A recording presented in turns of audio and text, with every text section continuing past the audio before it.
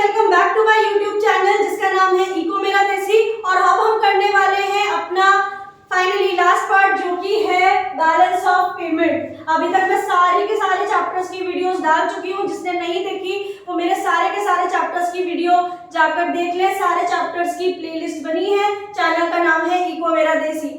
जितने ज्यादा लोगों के साथ आप शेयर कर सकते हैं मेरी वीडियोस को शेयर कीजिए, मेरे चैनल को लाइक और सब्सक्राइब कीजिए अगर आपको मेरा चैनल वर्थ और अच्छा लग रहा है। तो बिना देर करे स्टार्ट करते हैं बैलेंस ऑफ पेमेंट का मीनिंग। बैलेंस ऑफ पेमेंट क्या चीज होती है? ये एक सिस्टमैटिक रिकॉर्ड है सारी इकोनॉमिक ट्रांजैक्शंस का। अब इकोनॉमिक ट्रांजैक्शंस क्या है? जैसे export and import of goods, export and import of services and unilateral as well as capital transfer, जो कहाँ हो रही है? Between the resident country and rest of the world. ठीक है जी। अब बैलेंस ऑफ पेमेंट में एक बात याद रखिए कि हमारा नॉमिनल अकाउंट रूल चलता है कि हम सारे एक्सपेंसेस को डेबिट करते हैं और सारी इनकम को क्रेडिट कर देते हैं। यहाँ पर हमें पढ़ने हैं components of balance of payment. Balance of payment के दो कंपोनेंट्स होते हैं, current account and capital account. Current account उन इकोनॉमिक ट्रांजैक्शंस को रिकॉर्ड करता है जो ना तो कंट्री में एसेट्स को चेंज कर रहे हैं ना कंट्री में लायबिलिटी को चेंज कर रहे हैं। So it records those economic transaction which does not lead to any change in asset and liability status of country.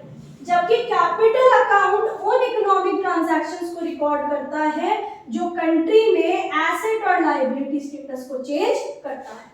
ठीक है, अब पढ़ते हैं करंट अकाउंट के कंपोनेंट्स। करंट अकाउंट का सबसे पहला कंपोनेंट आता है export and import of goods. अब एक्सपोर्ट क्या है? इनकम है कंट्री की। इनकम है तो कहाँ रिकॉर्ड होगी? Credit side of current account. Import क्या है? It will be treated as expenditure, so recorded on the debit side of current account. अब आ जाते हैं export and import of services. Services intangible होती हैं, दिखाई नहीं देती हैं। तो अगर एक्सपोर्ट करी है हमने सर्विस तो ये इनकम है and it will be recorded on the credit side of current account. अगर हमने इंपोर्ट करी है सर्विस तो ये एक्सपेंडिचर है and it will be recorded on the debit side of current account. Last आ जाता है यूनिलेटरल ट्रांसफर। यूनिलेटरल हमारा वन साइडेड ट्रांसफर होता है, जो अगर ये वन साइडेड हमारे पास इनकम आ रही है यानी यूनिलेटरल रिसीव है तो वो हमारी इनकम है और ये credit side of current account में रिकॉर्ड होगी। अगर हमारी यूनिलेटरल पेमेंट है यानी हम दूसरे देश को दे रहे हैं पैसा तो वो हमारा एक्सपेंस है and it will be recorded on the debit side of current account. Next आ जाते हैं कैपिटल अकाउंट के कंपोनेंट्स में। सबसे पहले आता है बोरोइंग्स। अब बच्चों बोरोइंग्स हमारी दो तरीके की होती हैं, official borrowings and private borrowings.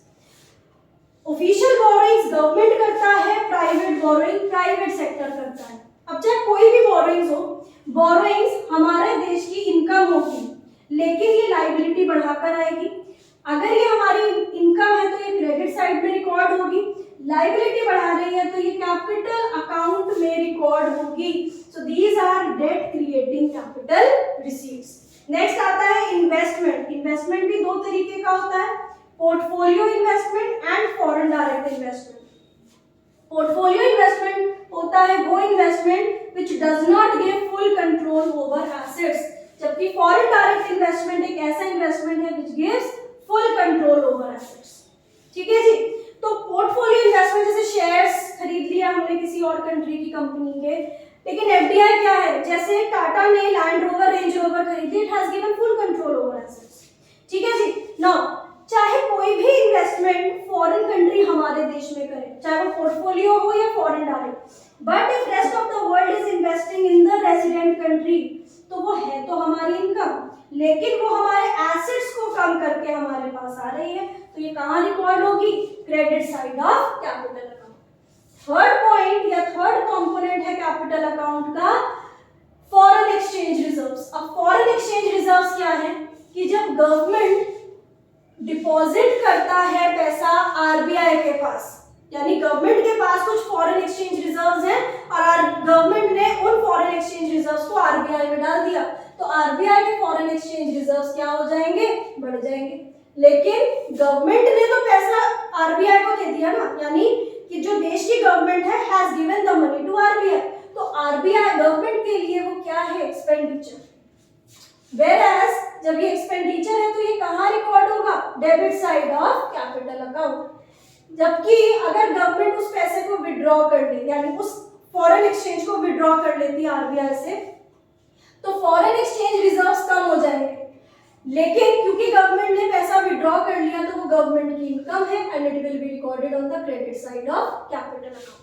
अब आ जाते हैं बहुत इंपॉर्टेंट क्वेश्चन पे जो 2 मार्क्स में मुझे लग रहा है या 1 मार्क में तो बहुत इंपॉर्टेंट लग रहा है, that distinguish between balance of trade and balance of payment. तो बैलेंस ऑफ ट्रेड क्या है, बैलेंस ऑफ ट्रेड रिकॉर्ड करता है export import of goods, balance of payment records export and import of goods, export import of services, unilateral transfer and capital transfer. जबकि balance of trade सिर्फ और सिर्फ it records only export and import of goods। Balance of trade क्योंकि सब कुछ record करता है तो ये ब्रॉड कॉन्सेप्ट है। बैलेंस ऑफ पेमेंट सिर्फ export and import of goods record करता है तो ये नैरो कॉन्सेप्ट है। अब आ जाते हैं next very very important question पे। ये इंपॉर्टेंट क्वेश्चन क्या है, reasons of adverse balance of payment. Adverse balance of payment क्यों होता है, तो बच्चों एडवर्स बैलेंस ऑफ पेमेंट का मतलब क्या है, देश में लोग इंपोर्ट ज्यादा कर रहे हैं, एक्सपोर्ट कम हो रहा है, दोनों में से कोई भी एक रीजन है तो वो एडवर्स बैलेंस ऑफ पेमेंट को लीड करेगा। फॉल इन फॉरेन डिमांड, पहला point, fall in foreign demand. अभी तक दूसरे देश के लोग हमारे से सामान खरीदते थे, अब उनका टेस्ट प्रेफरेंस चेंज हो गया या हमारे देश के गुड्स एक्सपेंसिव हो गए तो इंपोर्ट्स फॉल हो जाएंगे, एडवर्स बैलेंस ऑफ पेमेंट होगा। नेक्स्ट, इन्फ्लेशनरी प्रेशर, देश में मनी का फ्लो ज्यादा होने की वजह से एग्रीगेट डिमांड बढ़ गई, लोगों को इंपोर्टेड गुड्स उतने महंगे नहीं लग रहे तो इंपोर्ट्स विल इंक्रीज, जिसकी वजह से एडवर्स बैलेंस ऑफ पेमेंट हो जाएगा। नेक्स्ट, डिमॉन्स्ट्रेशन इफेक्ट, हमारे देश के लोग जो है वो दूसरे देश के ड्यूरेबल गुड्स खरीद रहे हैं, जैसे इंडिया के लोग आईफोन खरीदते हैं, सैमसंग के फोन्स खरीदते हैं, हम एयर कंडीशनर सारे फॉरेन कंपनीज के यूज करते हैं, so they are imported durable goods, जिसकी वजह से इंपोर्ट्स बढ़ जाते हैं, again it leads to adverse balance of payment. Next आता है डेवलपमेंटल एक्सपेंडिचर, कई बार गवर्नमेंट खर्चा करती है on development of technology, on development of infrastructure, जिसकी वजह से गवर्नमेंट के इंपोर्ट बिल्स हाई हो जाते हैं यानी बढ़ जाते हैं और वो एडवर्स बैलेंस ऑफ पेमेंट को लीड करता है। लास्ट टॉपिक आता है measures to correct adverse balance of payment. Adverse balance of payment कैसे करेक्ट होता है, जब एक्सपोर्ट्स बढ़ जाएंगे और इंपोर्ट्स सस्ते हो जाएंगे। तो इसमें सबसे पहला पॉइंट आता है डेप्रिसिएशन। डेप्रिसिएशन का मतलब जब करेंसी की value through demand and supply forces क्या हो जाती है, फॉल हो जाती है। हमारे देश की वैल्यू या किसी भी करेंसी की value demand and supply forces की वजह से फॉल हो जाएगी तो एक्सपोर्ट्स चीप हो जाएंगे and exports will increase. Next, devaluation, जब गवर्नमेंट जानबूझकर अपनी करेंसी की वैल्यू को गिरा देता है, when government reduces the value of domestic currency, exports will become cheap, as a result of which foreign demand will increase. Next आता है इंपोर्ट कंट्रोल। अभी इंपोर्ट कंट्रोल क्या है कि गवर्नमेंट ने क्या करा, इंपोर्टेड गुड्स पे टैरिफ यानी टैक्स बढ़ा दिया और उन पे एक रिस्ट्रिक्शन लगा दिया कि भाई इतना ही खरीद सकते हैं हम, यानी कोटा लिमिट सेट कर दी, तो उसकी वजह से इंपोर्ट्स खरीदने में लोग डिस्करेज हो जाएंगे, इंपोर्ट्स विल फॉल। लास्ट आता है एक्सपोर्ट प्रमोशन। क्या होता है export promotion? Export promotion government of country कैसे करती है, या तो एग्जीबिशन लगाकर, क्वालिटी चेक या क्वालिटी कंट्रोल मेजर्स लेकर, टूरिज्म को प्रमोट करके। गवर्नमेंट इन सब का प्रमोशन करेगी, क्वालिटी चेक कंट्रोल लगाएगी, एग्जीबिशन लगाएगी, तो एक्सपोर्ट्स इंक्रीज होंगे जो एडवर्स बैलेंस ऑफ पेमेंट को लीड करेगा। ठीक है जी, तो इसके साथ हमारा ये वाला चैप्टर भी कंप्लीट हो जाता है। आई होप आपको ये सारी वीडियोस अच्छे से क्लियर हुई होंगी एंड अगर आपको मेरा चैनल अच्छा लगता है या आपको मेरी वीडियो समझ में आई तो मेरे चैनल को लाइक, सब्सक्राइब और शेयर करना मत भूलिएगा। अपना बहुत बहुत ज्यादा ध्यान रखिए and all the best to all the students who are giving the exam of economics tomorrow.